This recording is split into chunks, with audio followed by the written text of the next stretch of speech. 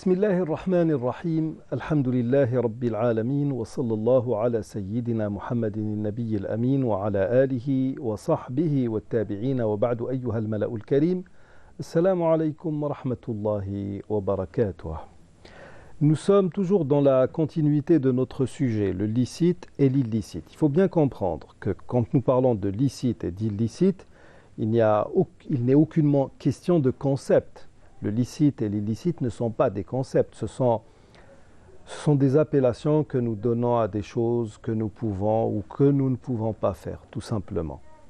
Qu'il s'agisse de lois canoniques, divines ou de lois tout court, il y a des choses auxquelles nous avons accès et d'autres qui nous sont tout simplement interdites. Sauf qu'entre yajouz et la yajouz, halal, haram, licite, illicite, il y a énormément de concepts qui, avec le développement ou l'évolution du droit canon de l'islam, se sont développés. Et il faut bien comprendre que dans cette loi dite sharia, il y a eu énormément d'innovations qui ont fait qu'elle a devancé beaucoup de systèmes de lois qui ont pris naissance par la suite. Nous avons déjà expliqué que cette notion du licite et d'illicite, le Coran ainsi que la tradition prophétique, en font une chose qui n'est pas, on va dire, figée. C'est assez aléatoire, dans la mesure où entre le blanc et le noir, il y a une superficie de gris qui est énorme. Et c'est généralement dans ce gris que nous évoluons tous. Et puis, nous avons expliqué un certain nombre de choses et nous sommes arrivés la dernière fois à donner un exemple concernant, par exemple, le jeûne du samedi. Alors, est-ce que nous avons le droit de jeûner ou pas? Chaque année, ou à chaque fois qu'une occasion où le jeûne est méritoire se présente un samedi, nous avons toute une sphère, toute une frange de la population ou du paysage musulman qui va faire polémique en disant que ceci est une bid'a, une innovation, etc. Alors que, et là nous ne ménagerons aucun effort quant à le répéter, le mot bid'a ne s'applique pas à ce que nous appelons en langue arabe le khilaf, c'est-à-dire la divergence d'opinion. Le bid'a, l'innovation, n'intervient que dans le domaine du dogme. Donc nous avons cité les différents avis. Je vous ai informé que la majorité des savants de cette nation, qu'il s'agisse de ceux des premières générations ou de contemporains, la super grande majorité du monde musulman est d'avis que vous pouvez jeûner le samedi. Nous parlons ici du jeûne surérogatoire, siyamun nafl. Si c'est un jour où le jeûne est souhaité, comme Arafah ou Ashura, ce que Ibn Baz rahmatullahi alayhi a appelé siyamu sabab, nous avons aussi expliqué, et c'est là l'avis de la majorité des savants, c'est-à-dire quand je dis majorité ici, je parle au moins de 99, peut-être 90, c'est-à-dire que même ceux qui sont d'un avis contraire, nous pouvons, entre guillemets, techniquement parlant, c'est-à-dire dans l'esprit d'un juriste, les mettre dans une case où ce que nous appelons le khilaf al-khayr mu'tabar, c'est-à-dire une divergence qui n'est pas du tout prépondérante, qu'on ne peut pas prendre en considération. Vous avez 100 personnes qui disent une chose et 2 personnes qui en face disent une autre. On ne peut pas proprement parler de divergence d'opinion, tout simplement. Et donc, à la fin, je vous ai donné, je voulais insister sur un point. Pourquoi des gens comme un grand savant, qu'on le veuille ou non, comme Cheikh Nasruddin al-Albani, étaient d'avis qu'il ne fallait pas du tout jeûner le samedi, quoi qu'il en coûte. Il a, au lieu d'agir par compilation des différents textes, il a préféré agir en faisant valoir des règles de préférence. Entre le hadith qui dit La tasumu sabta illa fi mafturida alaykum, ne jeûnez le samedi que lorsqu'il s'agit d'un jeûne obligatoire, et entre le hadith de Juwayriya, chez laquelle le messager de Dieu alayhi salatu wassalam, est entré un vendredi alors qu'elle était à jeun. Il a dit Est-ce que tu as jeûné hier? Elle a dit non. As-tu l'intention de jeûner demain? Elle répond que non, une seconde fois. Et là, le messager de Dieu alayhi salatu wassalam, lui dit Idan fa'aftiri, donc rompe ton jeûne. Ce qui veut dire que ni le samedi ni le vendredi ne doivent être jeûnés isolément.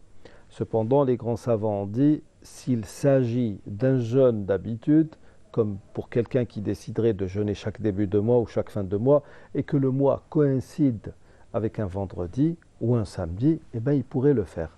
Tout ceci pour une raison toute simple.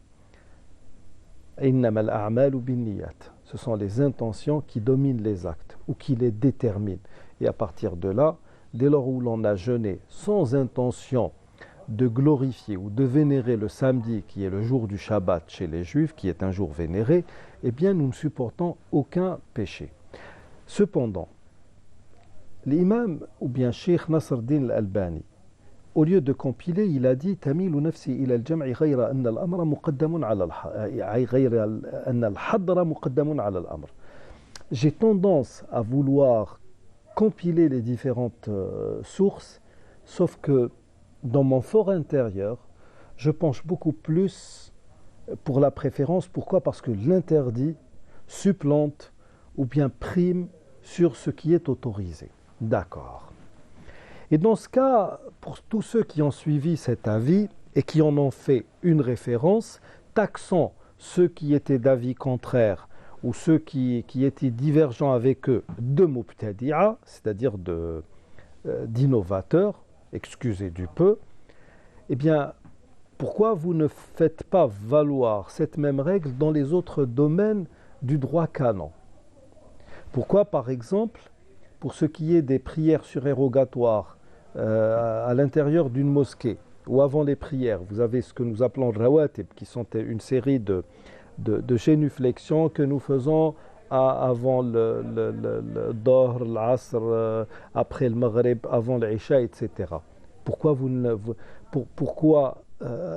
par exemple, pendant les prières en groupe, nous remarquons qu'un groupe, il y a toujours un groupe de personnes qui restent à la porte de la mosquée en train de discuter, de blablater, excusez du terme, et juste avant Salat al-Maghrib, tout ce beau monde entre au moins 10 minutes avant l'adhan, va vers les premiers rangs, là où ils sont sûrs d'être remarqués par tous, et ils se mettent à faire de génuflexions qui sont le salut même de la mosquée, que nous appelons Tahiyyat al-Masjid, devant tout le monde, juste pour montrer aux gens que oui, voilà, nous sommes des gens qui sommes conformes à la tradition prophétique, alors que vous ne l'êtes pas.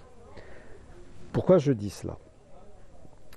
Nous avons un hadith du messager de Dieu, alayhi salatu wassalam, qui dit quiconque d'entre vous entre dans une mosquée, qu'il ne s'assied qu'après avoir fait de génuflexion. On appelle cela Tahiyyat al-Masjid.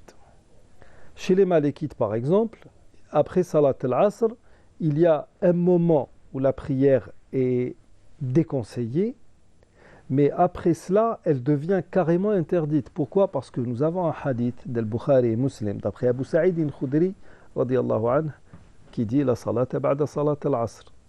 Il n'y a pas de prière surérogatoire, nafila, après salat al-asr. Nous avons un autre hadith, rapporté par Muslim, d'après Uqbat ibn Amir, qui disait Talatu sa'atin nahana fiha Rasulullah sallallahu alayhi wa sallam an nusalliya wa nadfina mawtana.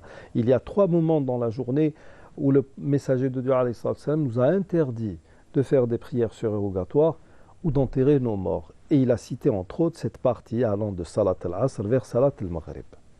Mais nous avons d'autres hadiths qui soutiennent le contraire, dans la mesure où nous savons que le messager de Dieu alayhi salam, quand il ne faisait pas ses rawatib, c'est-à-dire ses prières ordonnées pendant la journée, quand il ratait celle de Dohr, ou quand il ne le faisait pas avant l'Asr, il le faisait juste après. Ce qui fera dire à l'imam Malik qu'après l'Asr, il y a un moment où l'interdiction est beaucoup plus dans l'abhorré que dans l'interdit, c'est-à-dire le nahi karaha. Et puis après cela, et juste avant le Maghrib, l'interdiction devient encore plus sévère. Il est carrément interdit de procéder à des prières. Pourquoi? Parce que ce sont là, l'Asr, le Maghrib et Tulu' al-Shams, les premières lueurs de l'aube et le crépuscule, sont des moments où les astrolâtres étaient, on va dire, en ébullition, dans la mesure où ils adoraient des astres. Et c'était à ces moments précis qu'ils vouaient des cultes ou un culte à ces astres-là. D'où cette tendance à se distinguer justement de ce que faisaient les païens. Donc, quand on analyse bien les choses, nous avons à l'heure actuelle des juristes ou des pseudo-fuqaha qui sont très changeants. C'est-à-dire qu'il n'y a pas, je n'ai pas de règles précises sur lesquelles je vais marcher. J'adopte les règles, je fais intervenir différentes manières d'arriver à une conclusion selon le but que je me suis fixé. Et là, ce n'est plus le licite et l'illicite qui deviennent aléatoires, c'est celui qui est censé vous démontrer ou vous montrer où est le licite et l'illicite qui est aléatoire. Donc c'est le mufti, le jurisconsulte, qui a un problème dans sa tête. Et c'est là que réside justement le problème de toute notre nation. Nous arrivons au terme de l'émission d'aujourd'hui. Nous poursuivrons la prochaine fois avec un autre exemple. D'ici là, je vous dis astawdi'ukumullah alladhi la tadi'u wada'i'uhu. Assalamu alaykum wa rahmatullahi wa barakatuh.